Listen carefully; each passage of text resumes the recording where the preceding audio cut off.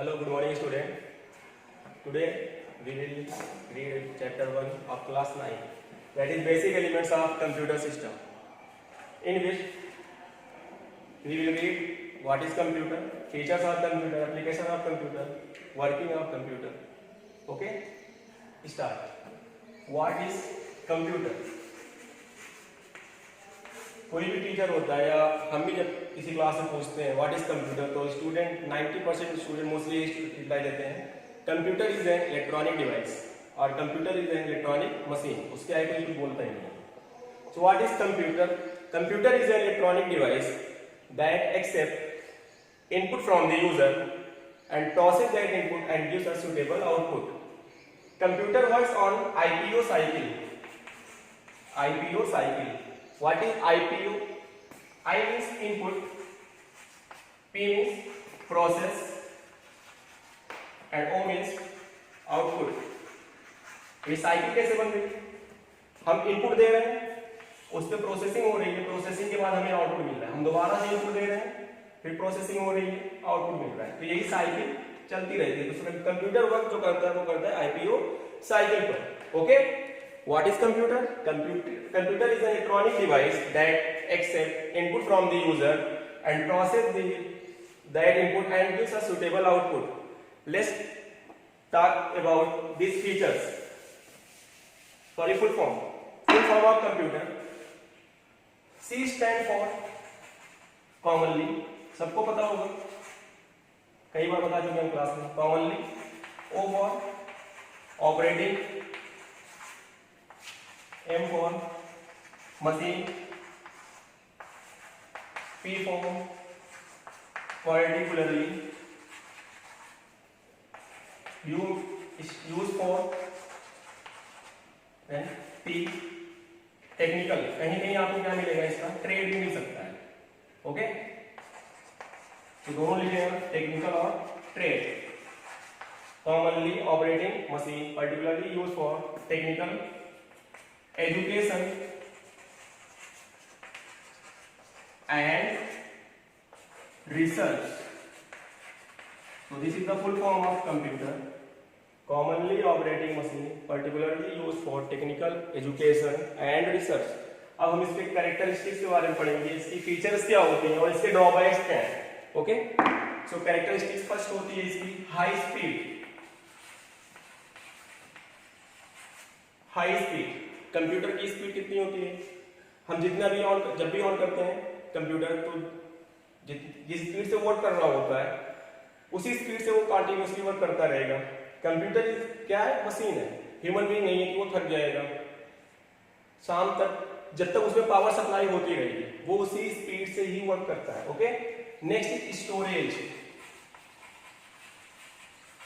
अब इसमें hard disk लगी होती है, उसकी स्टोरेज कैपेसिटी टेराबाइट, 1 टेराबाइट होती है, उससे ज्यादा भी होती है। कितनी भी आपने हार्ड डिस्क लगा रखी है तो इसमें हम बहुत सारे अमाउंट ऑफ डेटा स्टोर कर सकते हैं। नेक्स्ट, वर्साटाइलिटी। वर्साटाइलिटी मींस होता है मतलब मल्टी टैलेंटेड। कोई एक पर्टिकुलर वर्क के लिए इसको नहीं बनाया गया है। कंप्यूटर से हम कुछ भी वर्क करा सकते हैं। अब जैसे आप एग्जांपल ले लो स्कूल का, या आपके ऑफिस में रखा हुआ है तो आपके डेटा स्टोर करने में काम आ रहा है, आपके रिकॉर्ड स्टोर करने में काम आ रहा है। लैब में रखा हुआ है तो आपके एजुकेशन पर्पस के लिए यूज कर रहे हैं उसको। ऐसे ही हॉस्पिटल में होता है तो वहाँ पेशेंट या उसकी डिटेल्स स्टोर करने में यूज करते हैं। साइंटिस्ट इसका यूज करते हैं रिसर्च करने के लिए, बिजनेस में इसका यूज करते हैं, कम्युनिकेशन के लिए करते हैं। सो ये वर्साटाइल है। Okay, next diligence. अब डिलीजेंस क्या होता है? डिलीजेंस मींस होता है हार्ड वर्किंग। कंप्यूटर बहुत फास्ट वर्क करता है, ये कभी थकता नहीं है क्योंकि ह्यूमन बीइंग नहीं, पहले बता चुके हैं आपको, ये मशीन है। ठीक है, नेक्स्ट रिलायबिलिटी। रिलायबिलिटी क्या होती है? मींस कंप्यूटर से जो हमें रिजल्ट मिलता है उस पर हम ट्रस्ट करते हैं। कंप्यूटर कभी भी गलत रिजल्ट नहीं देता है। अगर हमें गलत रिजल्ट मिल रहा है तो वो गलती हमारी, हमने उसमें इनपुट गलत दिया होगा जिसके बेस पे उसने इनपुट आउटपुट हमें गलत दिया है। ओके, तो ये हो गया इसकी कैरेक्टरिस्टिक्स। अब हम इसका एप्लीकेशन पढ़ेंगे कि कंप्यूटर की एप्लीकेशन क्या है। एप्लीकेशन ऑफ कंप्यूटर मींस इसका यूज कहाँ कहाँ पर होता है। तो बहुत सारी फील्ड है, कोई ऐसी फील्ड ही नहीं है आज के एआई में मतलब कि हम इसका यूज नहीं करते होंगे, हर जगह यूज होता है, स्कूल में यूज होता है, घरों में यूज होता है, बैंकिंग में यूज होता है, कम्युनिकेशन फील्ड में यूज होता है, हमें डेटा सेंड और रिसीव करना होता है कहीं से तो हम उसमें कंप्यूटर यूज करते हैं, एजुकेशन पर्पस में भी यूज होता है। ओके, नेक्स्ट टॉपिक हम पढ़ेंगे इसका working of computer. Okay, how does a computer work, और साथ ही साथ इसके पार्ट्स के बारे में भी जानेंगे हम। Working of computer through it's block diagram. How does a computer work, अभी हमने बताया it works on IPO cycle, input process and output. तो हम इसकी वर्किंग एक ब्लॉक डायग्राम से समझने की कोशिश करेंगे। बहुत इजी ब्लॉक डायग्राम है, आपको इजी हम बता रहे हैं, आपको बहुत सारे ब्लॉक डायग्राम मिल जाएंगे कंप्यूटर के, बट जब जो सबसे इजी आपके लिए हम बताने जा रहे हैं आपको, तो उसको बना लीजिए। इससे आपको इसकी वर्किंग पता लग जाएगी कंप्यूटर की, और साथ ही साथ इसका आपको पार्ट भी वाइज हो जाएगा। ओके, तो फर्स्ट इनपुट यूनिट, और इधर होती है output unit. Next memory unit,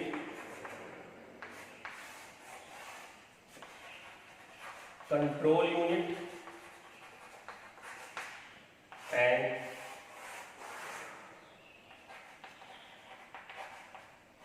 arithmetic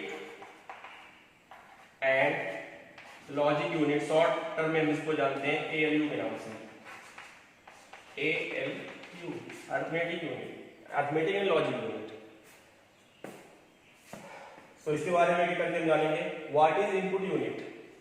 आप कंप्यूटर पर जाते हो तो आपको कंप्यूटर में जो भी इंस्ट्रक्शन देना होता है आप इनपुट यूनिट का ही यूज करते हो, चाहे माउस का यूज करो चाहे कीबोर्ड का यूज करो। तो how can you define input unit or input device is also known as input device. Input unit means those parts of computer which are used for entering data or give the instruction to the computer is known as input unit. Example इसके क्या हो जाएंगे, mic, mouse, keyboard,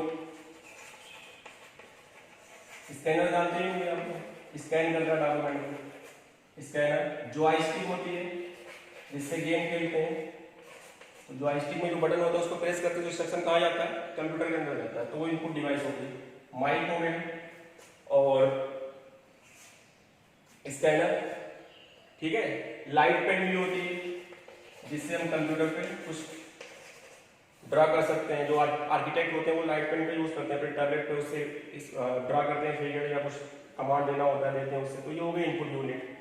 output unit,